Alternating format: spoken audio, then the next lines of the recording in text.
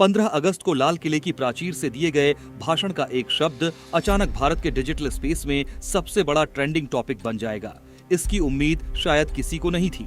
आंकड़ों की बात करें तो सिर्फ 24 घंटे के भीतर इंस्टाग्राम पर बना एक नया पेज 4.29 लाख से ज्यादा फॉलोअर्स बटोरेगा और एक्स, फेसबुक से लेकर रेडिट तक की डिबेट्स को डोमिनेट करने लगेगा। ये सोशल मीडिया की वायरल पावर का एक नया रिकॉर्ड है।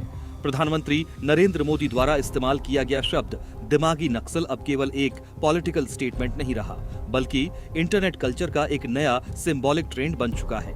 इस पूरे मामले की शुरुआत 15 अगस्त के स्वतंत्रता दिवस भाषण से हुई।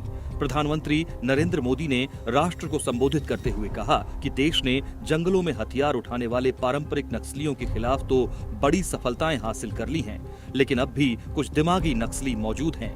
पीएम का इशारा उन लोगों की तरफ था जो विचारधारा और नैरेटिव्स के जरिए देश में अशांति और विभाजन फैलाने की ताक में रहते हैं।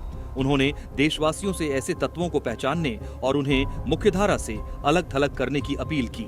प्रधानमंत्री का भाषण खत्म होते ही यह शब्द सोशल मीडिया पर तेजी से फायर हो गया। एक तरफ जहां मुख्यधारा के मीडिया और राजनीतिक विश्लेषकों के बीच इस बात पर बहस छिड़ गई कि दिमागी नक्सल का असली मतलब क्या है और यह इशारा किस वर्ग या विचारधारा की तरफ था, वहीं दूसरी तरफ जेन जी और सोशल मीडिया क्रिएटर्स ने इसे एक बिल्कुल अलग मोड़ दे दिया। हमेशा की तरह इंटरनेट ने इस गंभीर राजनीतिक बयान को पिक किया और उसे सटायर यानी राजनीतिक व्यंग्य में बदल दिया। भाषण के कुछ ही घंटों बाद इंस्टाग्राम पर दिमागी नक्सल पार्टी नाम से एक हैंडल क्रिएट हुआ। इस पेज का बायोथिंक रिसर्च रेजिस्ट रखा गया, जिसने तुरंत युवाओं का ध्यान अपनी तरफ खींच लिया।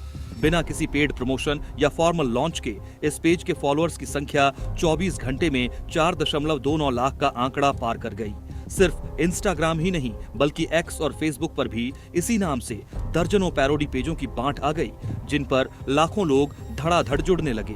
यह पहली बार नहीं है जब भारत में किसी शीर्ष संवैधानिक पद पर बैठे व्यक्ति के बयान पर ऐसा डिजिटल रिस्पांस देखा गया हो। इससे पहले जब देश के chief justice of India CJI ने कथित तौर पर आज के युवाओं की तुलना कॉकरोच से की थी, तब भी इंटरनेट पर ऐसा ही तूफान आया था। उस वक्त कॉकरोच जनता पार्टी सीजेपी नाम का एक पेज बना था, जिसके फॉलोअर्स महज 10 दिनों के भीतर 20 मिलियन 2 करोड़ से भी ज्यादा हो गए थे। बाद में क्रिएटर अभिजीत दीपके ने सामने आकर उस पेज की जिम्मेदारी ली थी, लेकिन दिमागी नक्सल जनता पार्टी के मामले में सस्पेंस अभी भी बरकरार है। इस पेज को पर्दे के पीछे से कौन चला रहा है, इसका अब तक खुलासा नहीं हुआ है। रेडिट जैसे प्लेटफॉर्म्स पर चल रही चर्चाओं के मुताबिक यह कोई इलेक्शन कमीशन से रजिस्टर्ड पॉलिटिकल पार्टी नहीं है, बल्कि एक कलेक्टिव डिजिटल प्रोटेस्ट और मीम कल्चर का हिस्सा है। लोग इसे किसी पार्टी को सपोर्ट करने के लिए नहीं, बल्कि अथॉरिटी के बयानों पर चुटकी लेने और अपनी राय जाहिर करने के लिए फॉलो कर रहे हैं। यह पूरा घटनाक्रम दिखाता है कि आज का डिजिटल यूथ किसी भी पॉलिटिकल नैरेटिव को बिना किसी फिल्टर के सीधे स्वीकार नहीं करता।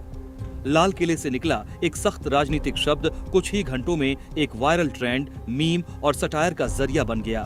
सोशल मीडिया का यह ट्रेंड यह साबित करता है कि आज के दौर में गंभीर से गंभीर बयानों को भी इंटरनेट अपनी भाषा, व्यंग्य और पॉप कल्चर में ढालने का हुनर बखूबी जानता है।